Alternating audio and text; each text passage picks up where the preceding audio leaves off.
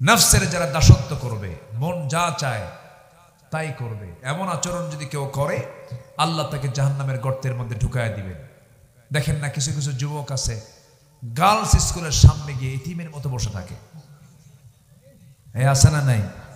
আছে, মনে হয় বাপও নাই মাও নাই, অসহায়ের মতো, মুখে হাসিও নাই। ওর লক্ষ্য, ওর যে টার্গেট, সে মেয়েটা স্কুল গেট দিয়ে বের হয়, ওর পিছে পিছে ও যায়। মেয়ে কিছু বলে না, পিছন থেকে ছেলে একা একাই বলে, একটাবার তাকাও না তুমি। এই আছে না নাই? বলেন, আমি তোমাকে ভালোবাসি, দেখো না 3টা দিন যাবত আমি ঘুম নাই, আমার চেহারা কোথায় কি হয়ে গেছে দেখো না। এরকম করে বলে। বাবা, এগুলো লস প্রজেক্ট। চুরি ফিতা যা কিনা দিবা সব লস, ফুসকা টুসকা খাওয়াবা সব লস। এগুলো বাদ দাও, এগুলো বাদ দাও, এগুলো লস প্রজেক্ট। বিয়ার আগেই যদি সব মোহাব্বত করে দাও, করে ফেলো, বিয়ের পরে মোহাব্বত খুঁজে পাওয়া যাবে না। মোহাব্বত সব জানালা দিয়ে মারবে দৌড়, তখন হবে কিলাকিলি। কি হবে? কিলাকিলি। তাকে ক্ষমা করে দেব, জোরে বলে সুবহানাল্লাহ। আমরা বিশেষ একটা আজকে দোয়া করব শেষে, এই সময়টা দোয়া কবুলের সময়। জোরে বলি ইনশাআল্লাহ। সবাই থাকবেন তো? আমি খুবই খুশি যে এত রাতে আপনারা কি সুন্দর করে বসে আছেন। আমি অত্যন্ত আনন্দিত, আমি এতটাই আনন্দ পাচ্ছি, একটা লোকের কোনো নড়াচড়া নাই। আলহামদুলিল্লাহ, জোরে বলি আলহামদুলিল্লাহ। সবাই কি তাহাজ্জুদ পড়েন? পড়বো, জি, জোরে বলি ইনশাআল্লাহ। তাহাজ্জুদটা হচ্ছে স্পেশাল একটা টাইম। যারা জীবনে আল্লাহর নৈকট্য হাসিল করেছেন তাদের জীবনে তাহাজ্জুদ বাদ ছিল না। এই কাজটা আমরা করব। কেন জানেন? ফজরের লোক দেখা যায়, জোহরের লোক দেখা যায়, আপনাকেও দেখে, আপনিও তাদেরকে দেখেন। তাহাজ্জুদে কাউকে দেখা যায় না। শুধু কাকে দেখা যায়? আল্লাহকে। বান্দা আল্লাহকে দেখে, আল্লাহ বান্দাকে দেখে। আমার নবীজি রাতের আধারের নামাজে মাঝে মাঝে অজ্ঞান হয়ে যেতেন। আমার নবীজি সেজদায় যখন যে কান্নাকাটি করতেন, হাদিসে এসেছে, নাসাই শরীফের হাদিস। আমার নবীজি যখন কাঁদতেন নামাজের ভিতরে, ওই নামাজের ভিতরে যে আওয়াজটা বের হতো, সে আওয়াজটা ছিল হলো পাতিলে পানি তুলে নিয়া চুলায় দেওয়ার পর পাতিলের পানি যখন গরম হয়ে, যখন সিদ্ধ হয়ে, যখন টকবক টকবক আওয়াজ হয়, আমার নবীজি সেজদার মধ্যে যখন কাঁদতেন, তখন সিদ্ধওয়ালা পানির মতো টকবক টকবক আওয়াজ আমার নবীর মুখ থেকে বের হতো। এত কাঁদতেন, কাঁদতে কাঁদতে বেকারার হয়ে যেতেন। সেজদার মধ্যে কেঁদে যায় নামাজ ভিজে যেত। এত ঝরে ঝরায় তিনি কাঁদতেন, কারণ আমার আল্লাহর জাহান্নাম থেকে বাঁচার জন্য বান্দার চোখের পানি ছাড়া জাহান্নামের আগুন পৃথিবীর কেউ নিভাতে পারবে না। আপনি কি জানেন এই কান্নাটা শুধুমাত্র আমাদের করা দরকার কার কাছে? আসতে বলবেন না, কার কাছে? আল্লাহর কাছে। ব্যক্তির কাছে কাঁদবেন, সে ভাবতে পারে অভিনয়। নেতার কাছে কাঁদবেন, ভাবতে পারে সে ভাক্কা করে। এই দুনিয়াতে আপনি যার কাছেই কাঁদবেন, যথোপযুক্ত কোনো পুরস্কার পাবেন না, তেমন কোনো আপনি রেজাল্ট পাবেন না। কিন্তু আপনি কি জানেন, আপনার এক ফোঁটা চোখের পানি যদি আল্লাহর ভয়ে হয়ে থাকে, ওই এক ফোঁটা চোখের পানি 7টা জাহান্নাম নিভায়া আপনাকে জান্নাতের মেহমান বানায়া দেবে। আমরা কাঁদবো কার কাছে?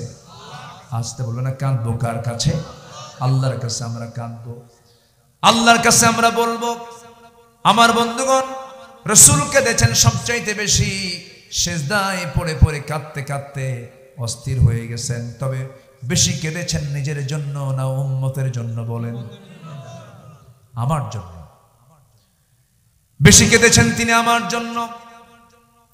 কাল হাসরের ময়দানে সবাই বলবে নাফসি নাফসি, আমার নবীজি বলবেন উম্মতি উম্মতি।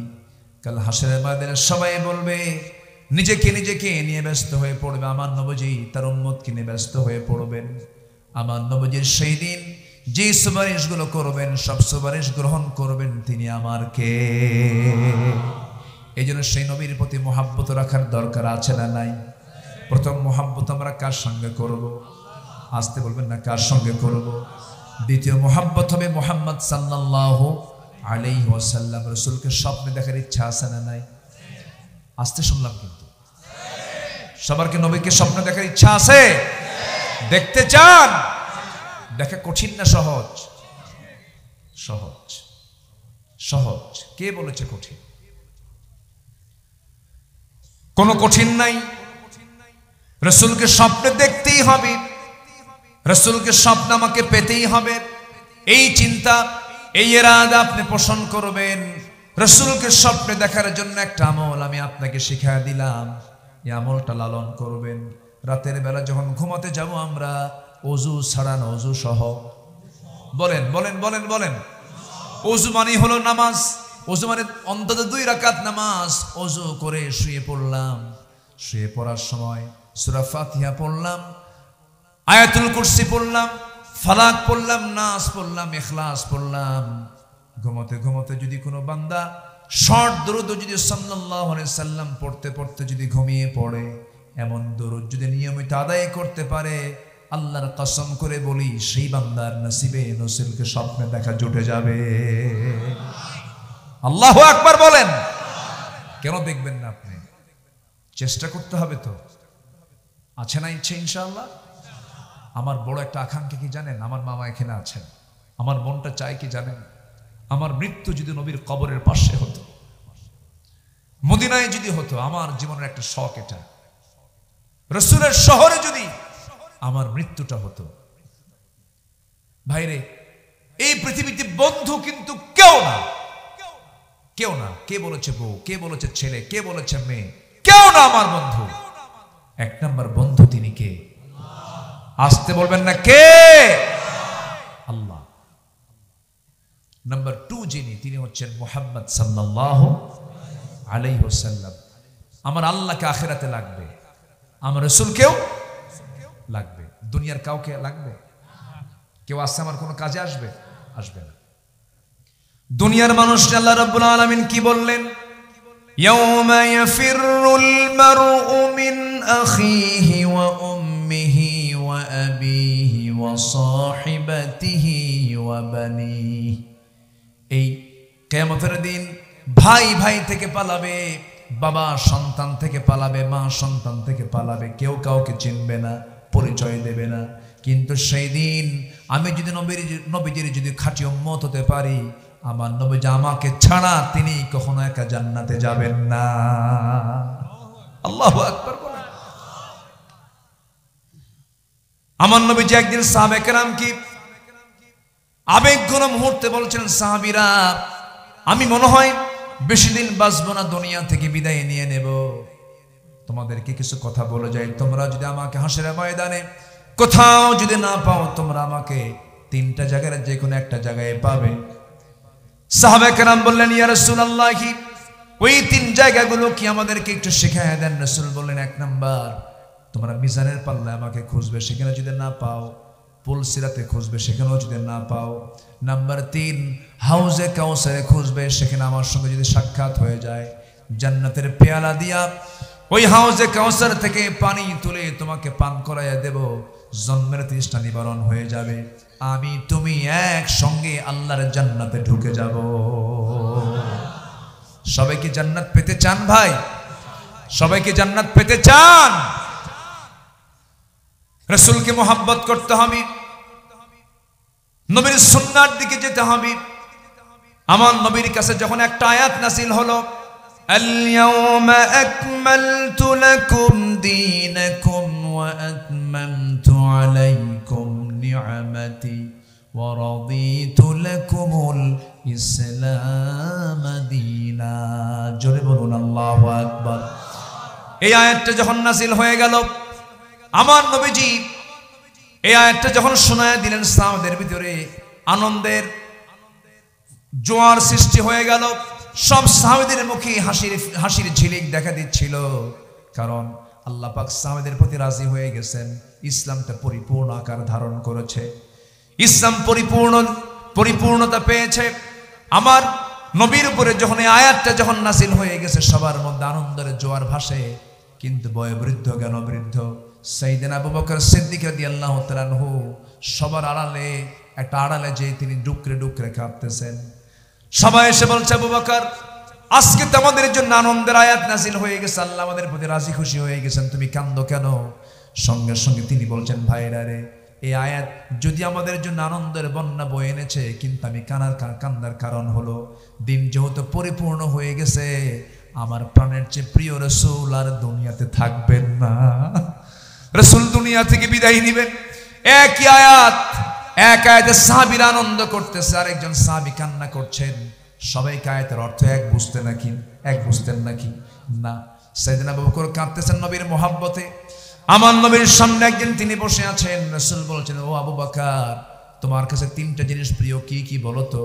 তিনি বলছেন, আন-নাজরু ইলাইকা, আপনার দিকে তাকায়া থাকা, ওয়াল জুলুস বাইনা ইয়াদাইহি, তার সামনে বসে থাকা, ওয়াল ইনফাকু মালি আলাইহি, তার জন্য সমস্ত সম্পদগুলো খরচ করে ফেলা। আমার বন্ধুগণ, সাইয়েদনা আবু বকরের এত দাম, এত সম্মান, এত মর্যাদা হওয়ার পেছনে অন্যতম যতগুলো কারণ ছিল, এর মধ্যে এক নাম্বার কারণ হলো সাইয়েদনা আবু বকর তিনি তার নিজের জীবনের চাইতে রাসূলকে বেশি ভালোবেসেছেন। জোরে বলে সুবহানাল্লাহ। কষ্ট হচ্ছে মনে হয় আপনাদের, শেষ করে দেই, আলোচনা চলুক। জিকির করি লা ইলাহা,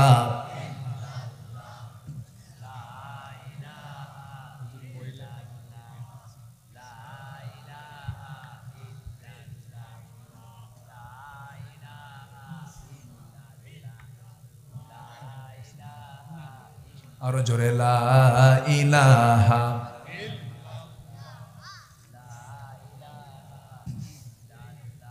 আপনি একটু স্লো হয়ে গেলেন, যে একটু আওয়াজ দেন, লা ইলাহা,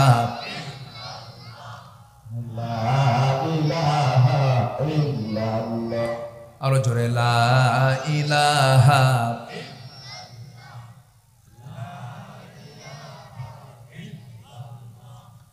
লা ইলাহা ইল্লাল্লাহু মুহাম্মাদুর রাসূলুল্লাহ সাল্লাল্লাহু আলাইহি ওয়াসাল্লাম। তাহলে নামাজকে আমরা কেউ ছাড়বো? নামাজ না পড়লে জাহান্নামের গর্তের মধ্যে কি ঢোকায়া ছাড়বেন তিনি কে? আল্লাহ। নাম্বার 2 হচ্ছে ওয়াত্তাবাউশ শাহাওয়াত, নফসের যারা দাসত্ব করবে, মন যা চায় তাই করবে, এমন আচরণ যদি কেউ করে, আল্লাহ তাকে জাহান্নামের গর্তের মধ্যে ঢুকায়া দিবেন। দেখেন না, কিছু কিছু যুবক আছে গার্লস স্কুলের সামনে গিয়ে ইতিমের মতো বসে থাকে। আছে না নাই? আছে, মনে হয় বাপও নাই মাও নাই, অসহায়ের মতো, মুখে হাসিও নাই। ওর লক্ষ্য, ওর যে টার্গেট, সে মেয়েটা স্কুল গেট দিয়ে বের হয়, ওর পিছে পিছে ও যায়। মেয়ে কিছু বলে না, পিছন থেকে ছেলে একা একাই বলে, একটাবার তাকাও না তুমি। এই আছে না নাই? বলেন, আমি তোমাকে ভালোবাসি, দেখো না 3টা দিন যাবত আমি ঘুম নাই, আমার চেহারা কোথায় কি হয়ে গেছে দেখো না। এরকম করে বলে। বাবা, এগুলো লস প্রজেক্ট। চুরি ফিতা যা কিনা দিবা সব লস, ফুসকা টুসকা খাওয়াবা সব লস। এগুলো বাদ দাও, এগুলো বাদ দাও, এগুলো লস প্রজেক্ট। বিয়ার আগেই যদি সব মোহাব্বত করে ফেলো, বিয়ের পরে মোহাব্বত খুঁজে পাওয়া যাবে না। মোহাব্বত সব জানালা দিয়ে মারবে দৌড়, তখন হবে কিলাকিলি। কি হবে? কিলাকিলি, লাভ নাই। সাইয়েদনা ইউসুফ আলাইহিস সালাতু ওয়াস সালামকে তৎকালীন দুনিয়ার সবচেয়ে সুন্দরী নারী জুলাইখা ঘরের মধ্যে তুলেছিল ফুসলায়া, 12 দরজা লাগায় দিয়ে, একদম নিরিবিলি নিরাপদ একটা প্লেস তৈরি করে, কেউ জানবে না। জুলাইখা বলে ফেললে, ইউসুফ, আমি আর তুমি ছাড়া একটা পিঁপড়াও জানবে না আমাদের এই দুজনের অবস্থান, কোনো সমস্যা নাই, তুমি আমার দিকে আসো। ইউসুফ বললেন, যদি কেউ না দেখে, দেখার জন্য একজন আছেন, তিনি আমার কে? মানুষ ভালো হবে কাকে সাক্ষী বানালে? বলেন বলেন বলেন। আল্লাহকে সাক্ষী বানালে সে কি কখনো খারাপ কাজ করতে পারবে? আচ্ছা বলুন তো, সিসি ক্যামেরা এখানে লাগানো আছে, আপনি এখানে কিছু করতে পারবেন? কেন পারবেন না? রিপোর্ট হবে। আল্লাহ তো সিসি ক্যামেরা খুব দুর্বল। আস্তে কর। দুর্বল। তাহলে মানুষ যদি ক্যাশ বাক্সে যেন চুরি না হয়, ক্যাশ বাক্স বরাবর ম্যানেজার থাকে, তো ম্যানেজার বসে থাকে, মালিক না থাকলেও চলে, ও শুধু সিসি ক্যামেরা দেখে। ক্যাশ বাক্স বরাবর যদি সিসি ক্যামেরা রাখার কারণে ম্যানেজার যদি ভালো হতে বাধ্য হয়, কোন বান্দা যদি মনে করে আমার আল্লাহ আমার উদ্দেশ্যে সিসি ক্যামেরা শুধু না, আরো উন্নত মানের আরো উন্নত প্রযুক্তি দিয়ে সিসি ক্যামেরা লাগিয়ে রেখেছেন, বলেন তো আমি দিনের আলোতে আর রাতের আধারে 24 ঘন্টা কোনো অপকর্ম করতে পারবো? আসতে বলবেন না পারবো। তাহলে এই চিন্তা আমাদের বদ্ধমূল হওয়ার দরকার আছে না নাই? আমার জীবনের সবকিছুর কাজের মূল বড় রাজ সাক্ষী তিনি আমার কে? আল্লাহ রাব্বুল আলামিন বলেন وَيَعْلَمُ خَائِنَةَ الْأَعْيُنِ وَمَا تُخْفِي الصُّدُورُ। তোমার চক্ষু কি খেয়ানত করে, তোমার অন্তরে তুমি কি দানা বেঁধে রেখেছ, পৃথিবীর কোনো কেউ না জানলেও জেনে যান তিনি আমার কে। আল্লাহ জানেন। বাবা এগুলো করা যাবে না। বিবাহ পূর্ব ওয়ালা মুত্তাখিদি আখদান ওয়ালা মুত্তাখিদাতি আখদান, গোপন গোপন এই সমস্ত অপকর্মের সাথে তোমার জীবনকে জড়িও না, তোমার ক্যারিয়ার সব নষ্ট হয়ে যাবে, এগুলো বাদ দাও। সুন্দর করে চরিত্র গঠন করো।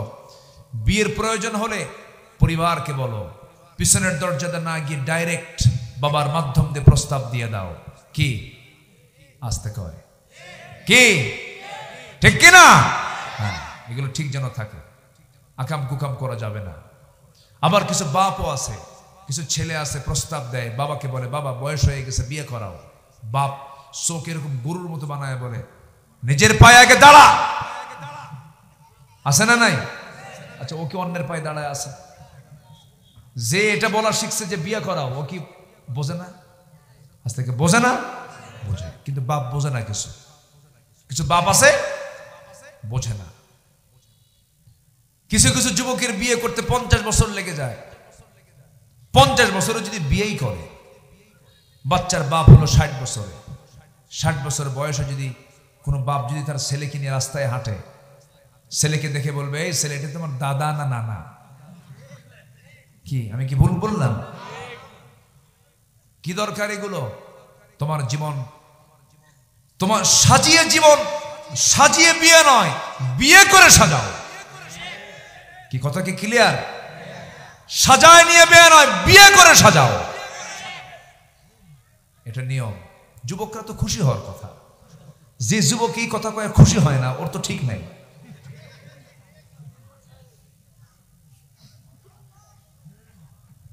আমি মনে হয় শেষ করে দিলে ভালো হয় নাকি? বলি আলহামদুলিল্লাহ। কিছু মানুষ চলে গেছেন, একটু 2-1 তো যাবেনি, কারণ অনেক রাত হয়েছে। তো আমি চেয়েছিলাম 11টার মধ্যে এখানে ইন করব, কিন্তু প্রচন্ড কুয়াশা ছিল রাস্তায়, ফগ কুয়াশা। আজ পর্যন্ত কোনো মেশিন আবিষ্কার হয়নি কুয়াশাকে ভেদ করে বিমান চলে না। চিন্তা করা যায়? কুয়াশা, আকাশে ক্লিয়ার, কিন্তু বিমান নামতে পারে না, উঠতে পারে না, শুধু কুয়াশা। মানুষ কি করছে? কিছুই করে নাই।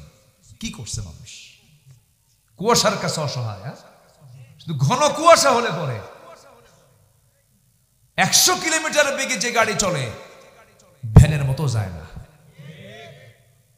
ক্ষমতা কার? কার ক্ষমতা? আল্লাহ। আল্লাহ সব পারেন। মানুষ এত কিছু করেছে, 15 থেকে 20 মিটার নিচে যদি পানি চলে যায়, 20 থেকে 25 মিটার নিচে যদি পানি চলে, কোন মেশিন আজ পর্যন্ত আবিষ্কার হয় নাই উপর থেকে পানি তুলতে পারে। এখন করে কি? মেশিনে ঢুকায় দেয় নিচে। ঠিক আছে না? মেশিনের নিচে ঢুকায় দেয়। মানুষ কি পারে? আল্লাহ সব পারেন। সব পারেন কে বলেন? আল্লাহ পারেন। জি সম্মানিত ভাইয়েরা, তাহলে দুটো কাজ আমরা এই আয়াত থেকে শিখলাম। সেটা হচ্ছে নামাজ নষ্ট করব না, মন যা চায় তা আমরা করব না। অত্তাবাউশ শাহওয়াত যদি করি, ফাসাউফা ইয়ালকাউনা গাইয়া, আল্লাহ পাক তাকে জাহান্নামের গর্তের মধ্যে ঢুকায় দিবেন। কার কথা?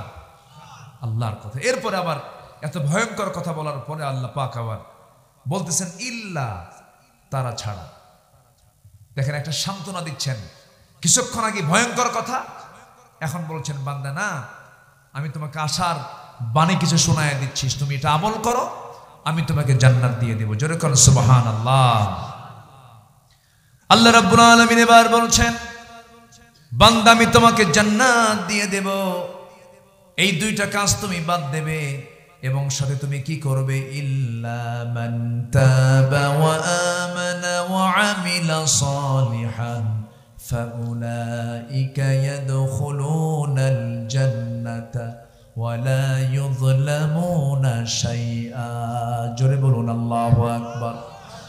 যারা তওবা করবে, ঈমান যারা আনবে এবং যারা নেক আমলগুলো করবে, এক নম্বর আল্লাহ পাক তওবার কথা বলেছেন, কারণ আগে ফিরে আসতে হবে, তাগুতকে ছাড়তে হবে, হারামকে ছাড়তে হবে, ইল্লিগাল ওয়েকে ছাড়তে হবে, সবগুলোকে বাদ দিয়ে যারা তওবা করবে, ফিরে আসবে, ঈমান যারা আনবে, নেক আমল যারা করবে, আল্লাহ বলেছেন এই সমস্ত বান্দাগুলোকে আমি আল্লাহ অস্থায়ী জান্নাত না দিয়া তাকে স্থায়ী জান্নাতের মেহমান বানায় নেব। ওয়ালা ইউযলামুনা শাইআ, তাদের প্রতি জুলুম চুল পরিমাণ করা হবে না, শাইআ কোনো জুলুম করা হবে না। আমার বন্ধুগণ, আগের আয়াতে আমি যে বলেছিলাম খাই নামক গর্তের মধ্যে 2 শ্রেণী যাবে, ইমাম কুরতুবী বলেছেন তার সঙ্গে আরো 6 শ্রেণী আল্লাহ পাক যোগ করবেন, আরো 6 শ্রেণীকে ঢুকাবেন। এর মধ্যে একটা শ্রেণী হলো যারা দুনিয়াতে জিনা করতে করতে পাকা হয়ে গেছে, তারা এই খাই নামক গর্তের মধ্যে যাবে। নাম্বার 2 হলো যারা মদ্যপায়ী, যারা মদ্যপান করেছে তারা এই খাই নামক গর্তের মধ্যে যাবে। নাম্বার 3 হলো যারা সুদখোর, সুদ খাওয়াকে যারা জায়েজ মনে করে, যারা সুদ খেয়েছে তারাই গাই নামক গর্তের মধ্যে যাবে। আমার মনে হয় এই এলাকায় কোনো একটাও সুদখোর নাই, কেউ উঠবেন না। এই সময় যদি কেউ ওঠেন ভাববো ওটাই সুদ খায়, কে রাগ করতেছে? বসে নাই, বসে ওটা কেন? আমি একটু ধমক দিলাম, মনে হয় রাগ করলেন আপনারা, এটা কিন্তু মোহাব্বতের ধমক, কিন্তু একটু বসেন না, একটু বসেন। কত দিক আমরা কত সময় ব্যয় করি। গত 2 বছর আগের কথা, বিশ্বকাপ খেলা হয়েছে 2 বছর আগে না? আমি কক্সবাজার থেকে মাহফিল করে চকরিয়া হয়ে আসতেছি, সাতকানিয়ার মোড়ে না লোহাগাড়ার মোড়ে দেখি বিশাল এরকম প্রজেক্টর দিয়ে সব বিশ্বকাপ খেলাগুলো দেখতেছি। ইতিমধ্যে হঠাৎ করে রাত 2:30টার দিকে আমার নাম্বারে একটা কল আসলো। ভাবলাম 2:30টার দিকে ফোন মানে কি, শুভ সংবাদ অথবা কোনো দুঃসংবাদ অথবা ইমার্জেন্সি কোনো কিছু। ফোন রিসিভ করে আমাকে সালাম দিয়ে বলতে, হুজুর আমি আপনার খুব ভক্ত, আপনার ওয়াজ শুনি, তো আপনি আমার জন্য একটু দোয়া করবেন, বিশেষ করে একটু স্পেশাল দোয়া করে। আমি দোয়া করছি হুজুর, কিছুক্ষণ আগে তাহাজ্জুদ পড়ে উঠলাম, ব্রাজিল আর্জেন্টিনার খেলা, বুঝলে হুজুর আপনি একটু দোয়া করেন আমার আর্জেন্টিনা যেন জিতে। দেখছেন ও তাহাজ্জুদ পড়ছে, জেগে আছে, ইয়া হাত্তা মাতলাইল ফজর, ফজর পর্যন্ত খেলা দেখলো। কত রাত চলে যায় এরকম করে, রাত যায় না? কোরআনের জন্য রাতটা গেলে কি কষ্ট হবে আপনাদের? থাকি একটু, কতক্ষণ থাকবেন? ওরে থাকবেন, সবাই থাকেন, আমি যাই। জি, আপনার তো 1 রাত, আমার তো সব রাত। তাহলে 3 চলে গেল। নাম্বার 4, যে সন্তান পিতামাতার অবাধ্য সন্তান তো বগুড়ায় নাই। বউ ভাত পায় কিন্তু মা ভাত পায় না, এরকম আছে না? আছে না? আছে না? বউ ভাত পায়, মা পায় না। আচ্ছা একটা প্রশ্ন করে বলুন তো, বউ বড় না মা বড়? ভালো করে কম, বউ বড় না মা বড়? মাহফিলে মা বড়, বাড়িতে বউ বড়। মাহফিলে তো মা বড়ই হবে, বস শুনতে আসেন দেখে কি বউ বড় বলা যাবে? মাহফিলে মা বড়, বাড়িতে বউ বড়। বাস্তব তো তাই। নাটোরে এক মাহফিল ছিল গত বছর। এক বৃদ্ধা মা তার মানে ভাঙ্গা ভাঙ্গা হাতে একটা চিঠি লিখেছেন, আমাকে লিখেছেন, হুজুর আমার বয়স 72 বছর, এই বয়সে আমি একা রান্না বান্না করি, আমার 1 মেয়ে 3 ছেলে, সব বিয়ে দিয়ে দিয়েছি। 3টা ছেলের ঘর আমার ঘরের চতুর্পাশে। হুজুর, আমার ছেলেগুলোর বাড়িতে রান্নার গন্ধ আমার নাকে এসে ধাক্কা খায়। আপনি আমার জন্য দোয়া করেন, আমার সন্তানদের জন্য দোয়া করেন। হুজুর, আমার সন্তানদের কলিজা যেন আল্লাহ পাক বড় বানায় দেন। 3 সন্তান এক মাকে খাওয়াতে পারে না, অথচ এক মা 4 সন্তানকে এক হাড়িতে খাওয়াইছেন। কোনো গন্ডগোল লাগছে? লাগে নাই। কিছু কিছু ক্ষেত্রে আপোষহীন হতে হবে। বউকে দাম দিবেন না কেন? বউকে দাম দিবেন, বউকে সম্মান করবেন। কোন বাপ মা চান না আমার ছেলে তার বউ নিয়ে অশান্তিতে থাকুক, কোন মাও কিন্তু এটা চান না। কিন্তু এই জায়গায় একটা কথা আছে, স্ত্রীর সামনে মাকে কখনো ছোট চোখে দেখবেন না, ছোট করবেন না।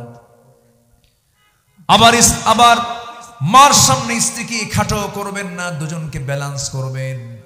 বউটাকে সুন্দর করে বুঝায় বলবেন মায়ের কথা, আবার মাকে বুঝাবেন বউয়ের কথা, সুন্দর করে বুঝায় ব্যালেন্স করার চেষ্টা করবেন। কিন্তু কিছু কিছু মা বোন আছেন, সমস্যা আছে, শুধু মেয়ের দিকে টানে কিন্তু বউয়ের দিকে টানতে পারে না। আছে কিছু সমস্যা আছে, আছে না নাই?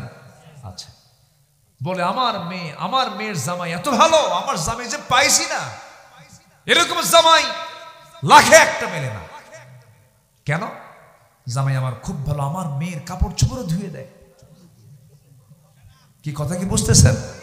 কাপড় চোপড়ও ধুয়ে দেয়, যা কয় আমার মেয়ে সব শোনে। আমার মেয়ে যদি বলে বসো, বসে, ওঠো, ওঠে। এত সুন্দর জামাই আমি পাইছি, আমার মেয়ের কপাল কত ভালো। কিন্তু আমার ছেলে মানুষ হলো না কেন? খালি বইয়ের কথা শোনে। কি কথা কি বুঝতেছেন আপনি? তাহলে এক মুখে কয় কথা হলো? বলেন, কয় কথা হলো? 2 কথা হলো। তাহলে কি সংসারে শান্তি হবে? এই জন্য মাদেরকে বলবো, আপনি যে মেয়েটাকে পাঠাইছেন, হঠাৎ করে কি বরকত নাজিল হয় আমার উপরে। এই এটা তো নষ্ট হয়ে যাবে, মানে বলতেছে তাড়াতাড়ি শেষ করেন। জি জি, একটু জিকির করি লা ইলাহা, আর জোরে লা ইলাহা ইল্লাল্লাহ সুবহানাল্লাহ আলহামদুলিল্লাহ লা ইলাহা, আর জোরে লা ইলাহা, লা ইলাহা ইল্লাল্লাহ মুহাম্মাদুর রাসূলুল্লাহ সাল্লাল্লাহু আলাইহি ওয়াসাল্লাম। তাহলে মার সঙ্গে কি আমরা খারাপ আচরণ করব? কেউ? সুন্দর আচরণটা করব। মা খুশি, আল্লাহ খুশি। একটা সহিহ হাদিস, সিয়াসিত্তের হাদিস, সাহেবে জুরাইজ নামে এক আল্লাহওয়ালা ছিল, সেজদায় পড়ে পড়ে কাঁদতো, আল্লাহকে যা বলতেন তাই শুনতেন আল্লাহ। একদিন তিনি সেজদায়, ওই সময় মা এসে ডাকে, জুরাইজ তুমি কোথায়? উনি ভাবলেন আমি তো নামাজ পড়ি, জবাব দেবো কেমনে? নামাজটা পড়ি জবাব দিই।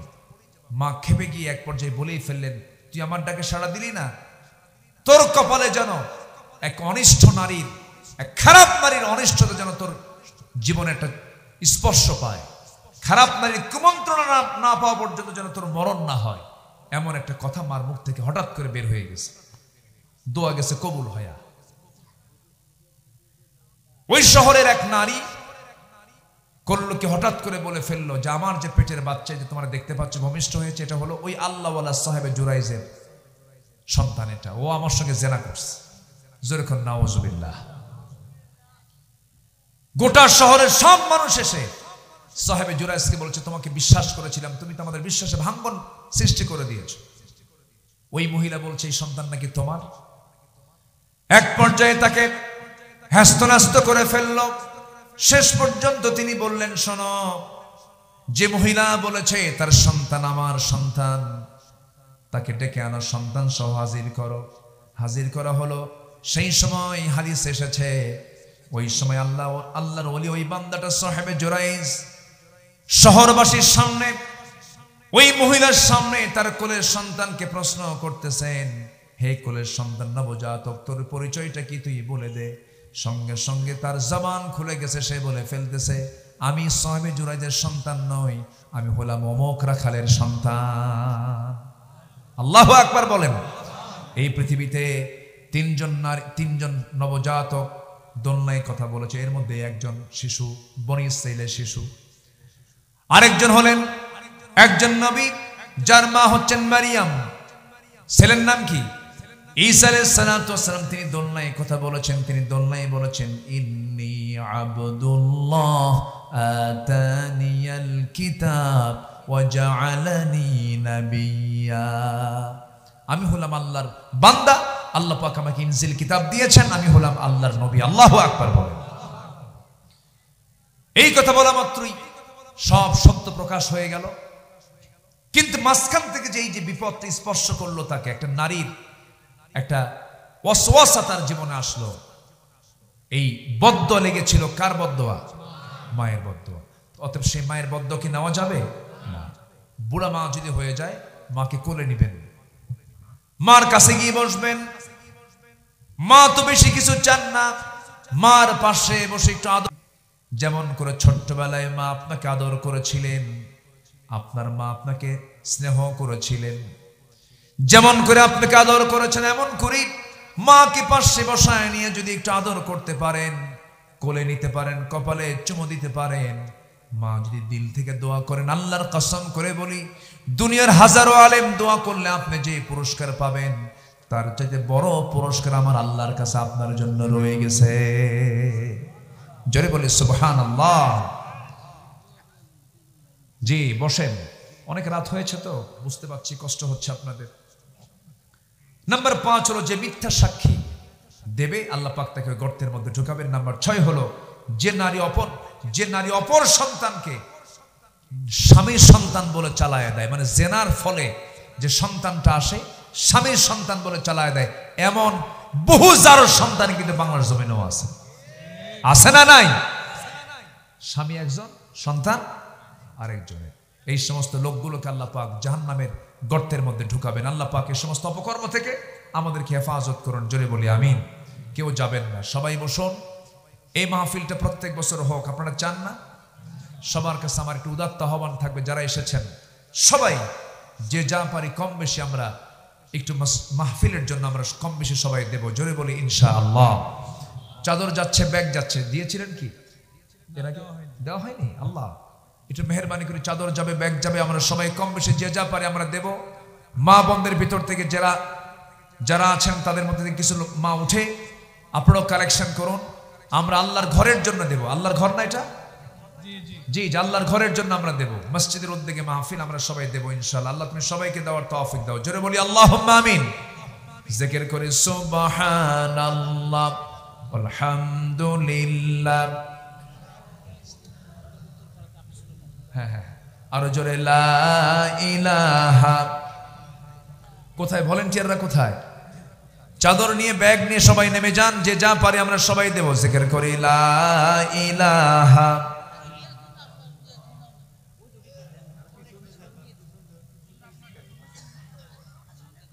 আরো জোরে লা ইলাহা সুবহানাল্লাহ আলহামদুলিল্লাহ।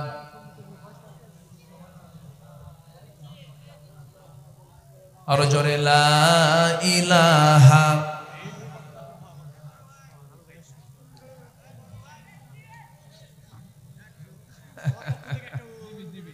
আচ্ছা জি, আসেন আমরা যে যা পারি আমরা দেব ইনশাআল্লাহ। অনেক রাত হয়েছে, সবার তো ক্ষুধা লাগছে। ক্ষুধা লাগে না আপনাদের?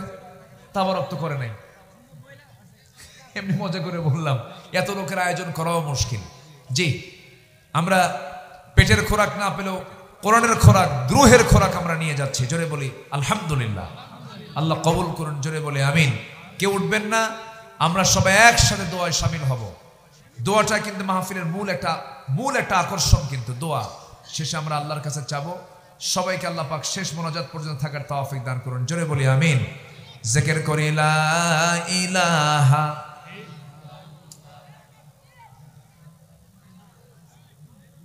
জি, সবাই বসুন। আমি সবার কাছে আমি খুবই কৃতজ্ঞ যে সবাই শেষ পর্যন্ত ছিলেন।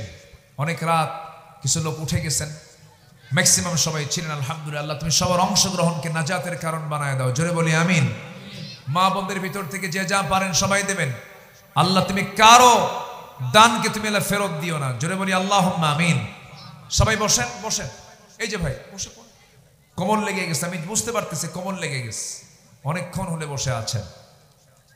বসেন, সবাই বলেন সুবহানাকা আল্লাহুম্মা ওয়া বিহামদিকা আশহাদু আল্লা ইলাহা ইল্লা আনতা আস্তাগফিরুকা ওয়া আতুবু ইলাইকা।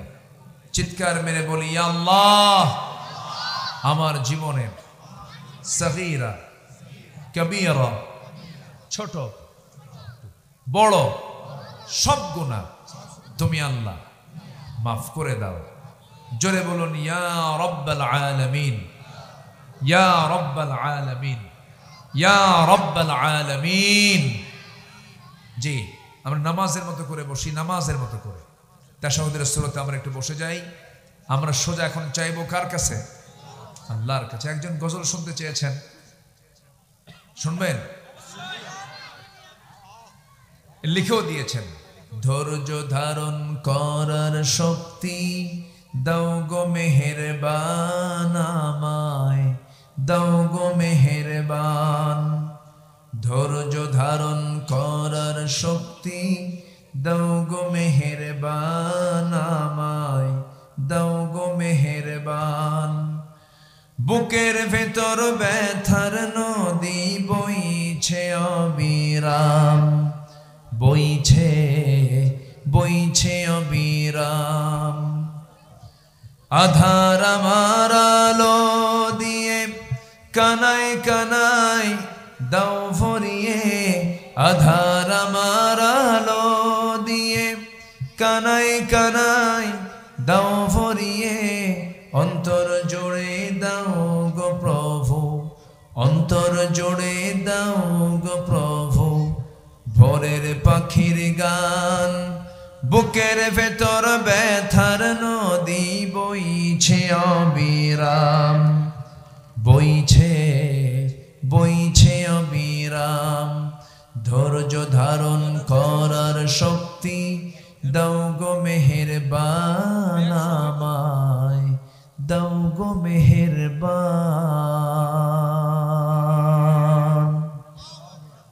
কেউ তো মারহাবা বললেন না, কিচ্ছু বললেন না। জি, আসুন আমরা এখন চাইবো কার কাছে? জি, আসুন আমরা আল্লাহর কাছে চাই। আল্লাহ তুমি মাহফিল কমিটিকে কবুল করো। জোরে বলি আমিন, আরো জোরে আমিন। এই মাহফিলের শুরু থেকে নিয়ে আজ পর্যন্ত যারা ছিলেন, আল্লাহ তুমি সবার অংশগ্রহণকে তুমি আল্লাহ নাজাতের কারণ করে দাও। জোরে বলি আল্লাহুম্মা আমিন। বিশেষ করে মাহফিলের পৃষ্ঠপোষকতায় যারা ছিলেন, মাহফিল পরিচালনায় যারা ছিলেন, আল্লাহ তুমি সবার সকল পরিশ্রম মেহনতকে তুমি আল্লাহ কবুল আর মঞ্জুর করে নাও। আগামী কত 23শে জানুয়ারি না একটা মাহফিল আছে উত্তর নারুলি, উত্তর নারুলি জায়া মসজিদ, সেখানে 23শে জানুয়ারি বৃহস্পতিবার সবাই যাবেন। সেখানে আমার অনুজ, আমার ছোট ভাই, আমার আপন ছোট ভাই এম আব্দুল্লাহ আল মামুন তিনি থাকবেন। সবাই সে মাহফিলে অংশগ্রহণ করবেন ইনশাআল্লাহ। যে আমরা এখন চাইবো কার কাছে বলুন তো? আল্লাহর কাছে। মামা আপনি দোয়া করেন, আপনি দোয়া করেন, আমি করব। যে আল্লাহুম্মা আমিন। রব্বানা যালামনা আনফুসানা ওয়া ইল্লাম তাগফির লানা ওয়া তারহামনা লানাকুনান্না মিনাল খাসিরিন। গভীর রাত, নিঝুম রাত, জীবন রাত্রিতে হাজারো মুসলমান নরনারী নিয়ে তোমার কালামের 2-3টা আয়াতকে সামনে রেখে গুনার বোঝা মাথায় নিয়ে কাঙ্গাল ভিখারির মতো দুটো হাত পেতেছি। আল্লাহ, গুনার দিকে নজর দিও না, বান্দা মনে করে তামাম জীবনের সমস্ত গুনাহগুলোকে মাফ করো। আমরা জানি আমাদের গুনাহ যত বড়, তোমার রহমত তার চাইতে অনেক বড়, বেশি বড়। আল্লাহ মেহেরবানি করি গুনার দিকে নজর না দিয়া বান্দা মনে করে তামাম জীবনের সমস্ত পাপকে তুমি আল্লাহ মাফ করে দাও। আব্বা আম্মা যারা চলে গেল, জিন্দেগির গুনাহগুলো মাফ করো, কবরগুলোকে জান্নাতের বাগিচা বানায়া দাও। আব্বা আম্মার জন্য কি দোয়া তাও শিখায় দিয়েছ। সবাই আওয়াজ দিয়ে আমার সঙ্গে ঠোঁট মিলায় আওয়াজ দিয়ে সবাই বলুন, রব্বিরহামহুমা কামা রব্বায়ানি সগীরা, রব্বিরহামহুমা কামা রব্বায়ানি সগীরা, রব্বিরহামহুমা কামা রব্বায়ানি সগীরা। আল্লাহ তাআলা বিশেষ করে মাহফিলটার আয়োজন করলেন যারা, শোনার জন্য আসলেন যারা, বিনিময়ে কিয়ামতের কঠিন ময়দান যেদিন কেউ কাউকে চিনবে না, সেই কঠিন মুসিবতের দিনে এই মাহফিল সবার জন্য তুমি আল্লাহ নাজাতের মাধ্যম বানায় দিও আল্লাহ। আল্লাহ তাআলা তোমার সঙ্গে তোমার বান্দার গভীর সম্পর্ক হওয়া দরকার, যার প্রধান মাধ্যম হলো নামাজ। আজকে নামাজের ব্যাপারে কিছু আলোচনা হলো। জীবনের সবাইকে জীবনে এক ওয়াক্ত নামাজ যেন কাজা না হয়, এমন ভাবে নামাজি হওয়ার তৌফিক তুমি আল্লাহ দিয়ে দাও। আমার সঙ্গে যারা আমিন আমিন করছেন, যার যা চাও তুমি আল্লাহ পাওয়া করে দিও। দুনিয়া থেকে কোন দিন বিদায় নেব জানি না, ডান হাতে আমলনামা না আসা পর্যন্ত মরণ দিও না আল্লাহ। তোমার বান্দাগুলোকে নিয়ে হাত তুলেছে, মুসলমানদের পায়ের তলায় মাটি নাই। ফিলিস্তিনকে বাঁচাও, কাশ্মীরকে বাঁচাও ও আল্লাহ। ওই ফিলিস্তিন মানবতার জীবন যাপন করছে, বাচ্চাগুলো নিয়মিত তারা শহীদ হচ্ছে। তোমার গায়ে সাহায্য নাজিল করো, মেহেরবানি করে তুমি ফিলিস্তিনকে তুমি আল্লাহ ইহুদি মুক্ত করে দাও। এই ক্রান্তি লগ্নে মুসলমানদেরকে এক প্ল্যাটফর্মে আসার তৌফিক তুমি আল্লাহ দিয়ে দাও। দুনিয়া থেকে কোন দিন বিদায় নেব জানি না, তবে যেদিন মরবো সেদিন টান মেরে ঘর থেকে বের করে দেবে।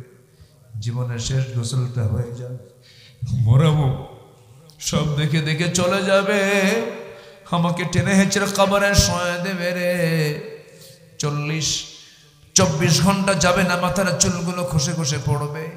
3 দিন যাবে না, চামড়াগুলো গলে গলে পোকার পেটের খাবার হবে। মাত্র 3টা দিন সব চেহারা উল্টা পাল্টা হয়ে যাবে। 7ম দিনে ও আল্লাহ, পেটের নারী বুড়ি সব চোখ মুখ কান নাক দিয়ে বের হওয়া শুরু হয়ে যাবে। মাত্র 3 মাসের ব্যবধানে কয়েকটা হাড় ছাড়া কবরে আর কোনো অস্তিত্ব খুঁজে পাওয়া যাবে না রে। সে অন্তিম সময়ে যখন চলে আসবে, জবানে জারি করে দিও লা ইলাহা ইল্লাল্লাহ মুহাম্মাদুর রাসূলুল্লাহ।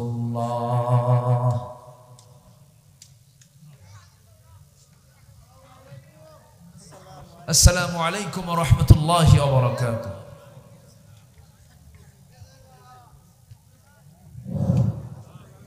আলহামদুলিল্লাহ,